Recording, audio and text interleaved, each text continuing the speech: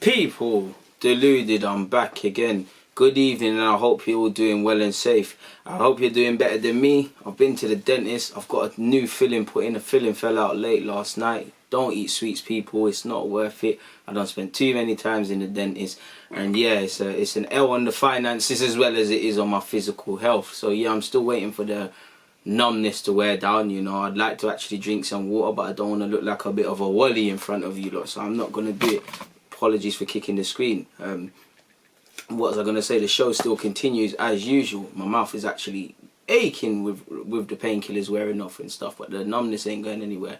But the show must continue. Now, you don't know me, I'm an Arsenal fan through and through. I love my club, but I love football. You know, I'm a student of the game. I'm a football fan first, Arsenal fan second. You know, obviously football is mad tribal. I have tribalistic stuff within me. We all do. We all want our club to be the biggest and baddest, best players, envy of the world, etc, etc, and that leads to tribalism, that leads to bias and stuff like that. Obviously I like to have a lot of banter. Those that follow me on Twitter, I like to poke fun at other clubs as well as my own on the banter thing, because I more 9 times out of 10 I'm very serious. It's on a banter thing, but beyond that, and being a fan of the game, you know, I like to speak about football in general. And you know, Jadon Sancho is a player I've got a lot of time for. You know, the progress he's made in the last 3 or so years is ridiculous.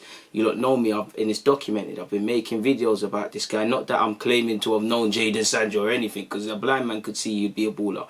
I just like to document footballers' journeys, and I like to see the come up. I've told you that I love to see Sterling's progress, and I'm loving what I'm seeing with Sancho within the last 3 years. He's gone from playing under 17s World Cup and Euros, if my chronological clock serves me right, and now what? He's about to complete this move to Man United. Reported wages of 250 to 300k a week. We don't know with that.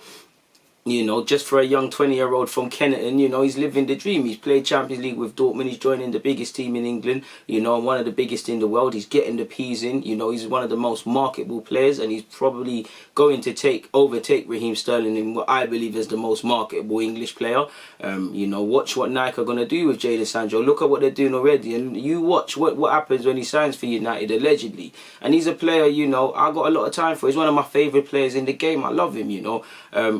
He can stay out wide and beat a man. He can come inside and link up well. He's obviously shown this season and for the last couple of years he can get goals and assists, and he can adapt. You know, the only downside to Manchester United completing the move is, I believe, City are entitled to perhaps they saw this coming and they've inserted clauses. I believe they're entitled to 15% of whatever fee Sancho is, and they're signing Ferran Torres. So, you know, if he goes for 120 odd, my maths is poor, but that probably pays for Ferran Torres from Valencia. Is it Ferran Torres? Yes, it is. Ferran Torres from Valencia to City, respectively. But in relation to Jadon, I'm excited to see how he plays, people. You know, obviously, we've got to remember he's 20. His age is irrelevant when you're, you know, to a degree when that money is spent and you've played for England and you've played X amount of times at Dortmund. But he's only 20, you know. You're gonna see shortcomings, and I do think obviously people are watching him when he plays for England, and people are watching him when he plays in Germany. But you know, in the Prem, you know, most fans, you know, Premier League fans, they're gonna see him more. They're gonna see what he's really good at and what he really struggles with. You know, I'm pretty sure many Manchester United fans, Pogba's an amazing baller, but what the Pogba you saw at Juventus, because you're not watching him religiously like that, it's the same Pogba you're getting at United, but there might have been things you thought he was better at, things he's worse at, because I felt that about Alexis. I'm keen to see Jadon Sancho. Obviously the dynamics at play for his transfer fee, you know, he's not going to be given any time to really settle in. Like I said, sadly his age is going to be irrelevant and things, and you know, he's going to have to adapt to the Premier League. Yeah, he might be an English lad, but he's more or less a foreign player in that. What first team football in England has he played? Like, where's he played? He knows he's under no illusion, you know. He's a Chelsea fan growing up. The ferociousness of the Prem and all of these sort of things, but he's going to have to adapt to it, and I think he's a terrific signing for Manchester United if and when it does happen. I know a lot of people are saying, yeah, they've got Greenwood, they've got Martial, they've got Rashford, it's working. I get that, but first and foremost, it's Manchester United. You know, I just as an outsider looking in at Man United, I've seen them many a season have whole heap of attacking options. You know, typically, you know, for Alex Ferguson days, 4 good strikers in their own right. You know, at a point they had Tevez, Rooney, Berbatov, off. Ronaldo, obviously, all of these sort of guys can play a couple of roles, and there's chopping and changing and things, of course. But there's competition for places. There's more man about than positions for places. And even I get that with Arsenal. I do think there's a case to be said about balance and imbalance, but that's competition. That's Man United, you know. There should be 2 man minimum fighting for that right wing shirt. You get it? You should be. And if you fight, and if in the week you've shown this your thing, you do your thing and you start. I think he's giving them a terrific. He takes them up a level. And I think if they bring in for me, if I was a United fan, anyways, a left-sided centre half, potentially a midfielder with different ingredients, because they've got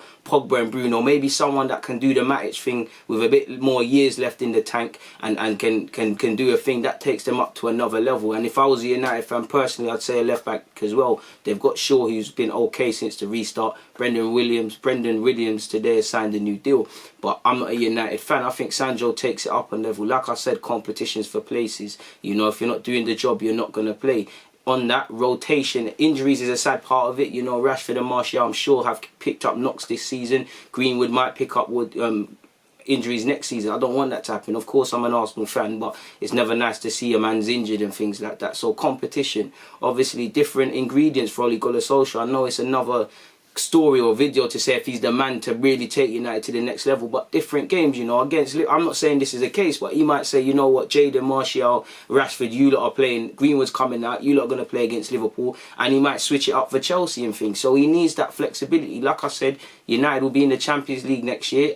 Whatever they're saying for their domestic campaign, you'd have to ask Ole Gunnar Solskjaer, but they have goals to hit in that. Obviously, the cup competitions, Manchester United, you want to go as far and bring the FA Cup home, you know, amongst other things, they're United, you know. As a United, as someone looking at United, you know, Premier Champions League are given. They should be a club going for that. But you sweep up the FA Cup as well. Obviously, all the other cups, if you're in them, you're in them. But like I said, there's competition for places. Rotation and injuries are a thing. Tactical flexibility is a thing. And obviously, for me, it takes the pressure off Greenwood slightly. Obviously, Greenwood's 18, playing for Man United. Me, he should be in the England squad. So how much pressure can he get away from?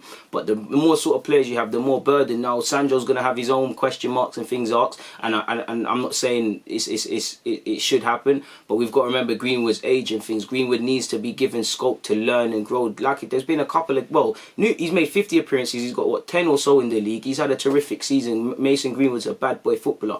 I think he's going to be a world. I never say this often, you lot know me. But I think if he continues to develop, he's going to be scary. I think he can be better than most players. I think he can be a world-class English player. I think he can be a flag bearer for Man United in England. But just because I think he can be that tomorrow doesn't mean he's that today. Greenwood has shown he's terrific. I'm sure United fans, you'd say some games he's probably showed his age and things, and he's still growing. So, you know, let's take the burden off him. It'd be interesting, because if I was a United fan as well, maybe an experienced sort of striker, you know, maybe not. Someone like Jimenez for me would be perfect. Maybe not necessarily for the fee, but you know, they've got Igalo, someone that can give them something different, someone experienced, someone that can hold up the ball. You know, 9 times out of 10 you want to play Greenwood or the front three I've named already, but you've got something decent out there. You know, in another day it would be perfect for Lukaku to be a goal scorer, Greenwood to get his chances and things like that. I actually feel most people forget that, you know, Greenwood can excel on either flank. He's, you know, I've seen him assist against Brighton, running down the left and do things from the right hand side, and you know what he's on through the middle. But Greenwood is very flexible, and at this age, I'm not saying you need to play everywhere. We all know he's going to be Manchester United's number 9, but he's got a lot more to his game than people see. It sounds silly, and he's a striker. Listen, he'll live and die on goals, you know. And like I've sat here in videos and praised his goal scoring ability, but by the same token, he is pretty creative as well. He can occupy either flanks. He's long term a number 9, like I said, but he can actually play behind. I'm not saying necessarily a number 10. I'm just saying simply he can play behind. Because if you pre-hit people on the quick thing, yeah, obviously this is just a back four, makeshift back four. This is Man United, yeah. Let's just say Greenwood's out of this. Let's just say they've gone, Sancho on the right. Let's just say Martial through the middle and Rashford. You could play Greenwood behind them, you know. You could play Greenwood behind them. Now, there's a case to be said about backs to goals and stuff, but Greenwood comes alive on the semicircle. If United really are counter-attacking and things like that the way they should be and splitting sides open, you've got, I don't even think Sancho plays that wide, but you'd have Sancho down the right, you'd have whatever down the left. You could have Greenwood sneaking in. You could play Greenwood behind. If you've got... Oh, one sec, people. I wasn't even planning on doing this, man. I thought I took out the ones I needed. That's one red one. That's a blue one. Apologies, people, man. Yeah. Put that in. Apologies. And again, like I said, different games call for different things. I'm not saying this is a set stone. Like I said, Greenwood is cool what he's doing on the flanks. Or like I said, you'd love to let him get his teeth wet playing through the middle. But he could play behind. When you've got Pogba and Fernandes, again, there's a case to be said as to whether that's a working function and pivot. But definitely in games where United are going to be in possession, where they don't really have to focus on defending, which United's defending needs to improve, you could get away with a Pogba and a Bruno there. Obviously, Bruno, he's not really going to do the holding. He'll go centre forward, but you'd hope with him being a Portuguese international, playing, you know, being vastly more experienced than Greenwood, he'd be prepared to concede the space. And then you'd have Greenwood the freedom. And for me, crucially, when Sancho cuts in and someone goes with him, when Rashford does whatever and someone goes with him, when Martial is backed up by two men, the ball is going to fall to a certain Marcus Rashford or in around these areas, you know. I've watched him at youth level link up well behind the striker in a 4-3-3 sort of thing. Link up well with his forward, and then he had the more freedom. Like I said, if he's going to be a number 9 long term, of course he needs to learn how to play with his back to goal. There's many things, but I feel you can get away with that. And one good thing about Greenwood is that, you know, he's a number 9, but and players have to be able to lock down one position and excel at that.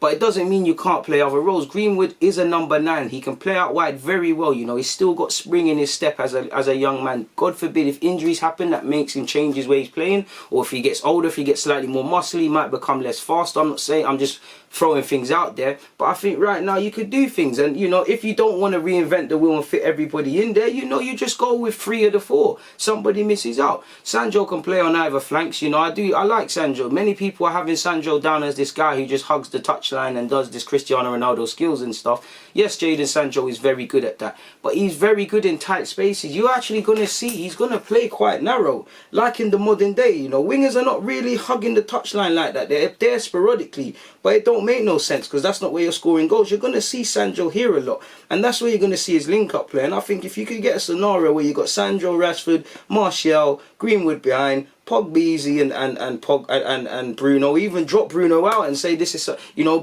drop. I don't want to drop Pogba. If I was a United fan, he's the one that plays, but drop him out and bring a Matic, and there you've got it. And then I don't really need to get the rest to paint it, paint the other players to paint the picture. Then you get your fullbacks up the field. You know, Man United fullbacks, definitely not Gary Neville because he didn't get forward like that, but he was a 30 fullback. But get forward and things like that, and then you have problems on the counter. And for me, it's a, who knows? Greenwood could even play in that 10. Greenwood, Sancho could even play in that 10. Someone else might. Then Rashford used to do that academy days. Again, like I said, you need good problems. You need problems like that. And you know, if I was a United fan, you know, Green was the 9 long term. But I would say what. You know, if they sign if I would put myself in that shoes, left-sided centre half, potentially a left back, right wing is a definite, potentially a defensive mid, and an experienced number 9, whether that's keeping a goal or doing something. You know, you've got a decent sort of team there, a decent sort of options, and then the next case becomes for United, who comes off the bench to change things. You know, then the conversation shifts towards depth. But what do I know? I'm not a United fan. I'm just a fan of football. And if this was regarding Chelsea, I will do it regarding Chelsea. In fact, I'm going to do a video soon regarding Chelsea because, you know, I need to write down all my thoughts. I think it's going to be interesting what they do because they've got a lot of depth, in particular the midfield. So, you know, you've got with all due respect to Kante and what he's given to the game, but to a degree, an aging Kante. You know, you've got Jorginho. Is he going to leave or stay? You've got Ruben Loftus-Cheek, that for all his injuries remains a decent prospect. Billy Gilmour's come and added to the further headache. Kovacic is made permanent and he's going to play. You know, you've got Mason Mount, allegedly Hervites, and whoever else Chelsea decide to buy people. So it's going to be interesting seeing what all Premier League teams do. I want to see how Chelsea clear out players and what they do. I want to see how United fit players in. I want to see how Liverpool or Klopp improves this team, whether it's with academy talents or bringing in players. Obviously, I want to see what Arsenal are doing and the rest of it, what Jose is doing at Spurs, because fundamentally, I'm a fan of the game. And, you know, if you really love a football team, like I love Arsenal, so it's my job to really understand or keep attention to a degree what other teams are doing. You keep in the loop, you know, you don't just live in this bubble and stuff like that. It is what it is in that regards. Like I said, what do I know? You know, I don't know as much as United fans. They watch their team. I'm just a man who's entitled to an opinion, as are yours, and I just felt to put mine on YouTube coincidentally. So that's all I got to say, people. I'm going to get out of here, man. Either way, Jadon Sancho is going to be a bad boy signing. You're hearing personal terms are not an issue. You're hearing 120 million, and the clubs are hopeful of finding an agreement. Clearly, it's just a game of poker. Dortmund wants certain I's dotted, Man United probably want certain T's crossed, probably the structure of the payments and, you know, endorsement deals. And for me, what Dortmund got to do on top of getting this 120, you got to try and fleece Man United for a sell-on clause. You can't imagine United are going to sell on Sancho, but you never know. He could play there for 3 or 5 years. He's still what? He'd be 25. Then, you know, if he carries on being this player, he's got a Madrid move or something. Now, you don't typically see the British players of my generation moving there, excluding Bale and that. But, you know, you'd imagine one of them teams there are going to take a hike, because it looked like one of them are going to go for Sterling, another one who they might go for one day. You'd imagine Sancho is the one. And I'm keen to, in the same way I'm keen to see what Jude Bellingham does at Dortmund, I'm keen to see how Jadon Sancho adapts at Man United, because I feel one thing he did very well and one thing that's benefited him even to this day for Dortmund, to a degree he's left alone, like he's not a troublemaker and things, but you know, when you're a youngish sort of lad, you know, marketable, you know, big money signing, that you can't even blow your nose without the media, innit? So you can imagine with every good game he's lived up to the hype, with every bad game, where's it gone wrong for Jadon Sancho? The amount of scrutiny is going to be crazy, and why I'm hopeful he'll hit the ground running, he's dealt with this sort of attention, you know, he's been a bad boy since 14, been known since 14. He's got the maturity through being experienced in the Champions League and stuff like that. He's given himself a solid ground, and he's returning to England a dramatically better player than he was. And that's not to say he didn't have ability, it's just he is twice the player. He's played to a higher level, played in a more competitive environment, undoubtedly backed up his decision, which was people were saying, you don't leave if you're playing under Pep Guardiola. To leave, learn his game, and it is what it is. And Dortmund are laughing, you know, they've made their little cash on Jadon Sancho. They've got a next one soon loading with Jude Bellingham and Reina and all of these players. You know, Highland is going to collect a fee, if not more than Sancho, when the time comes. So, you know, it's been a good couple of years. You know, Sancho went somewhere to facilitate his development, and Dortmund were more than willing to do that. Obviously, it's beneficial to Dortmund. They knew they got a player immediately who has helped them and been decent for them right now, but they knew they weren't going to see the best of him in his peak, and he'd be moved on, and they're okay with that because that's their model. Obviously, Aubameyang and Jadon Sancho are good friends, so, you know, if Arsenal got a couple pennies to rub together and it's not too late, let's go and get him Aubameyang. I think you're friends with Ousmane Dembele as well, so make something happen same way. As an Arsenal fan, I'm dreaming, but as a neutral, you know, someone that loves the Premier League, I'm keen to see Jadon Sancho in the Premier League, keen to see how he fares, keen to see how he fits into United, because we all speculate he'll be a right winger or give depth to there. He can play on the left, and who knows, that might be somewhere he plays and whatnot.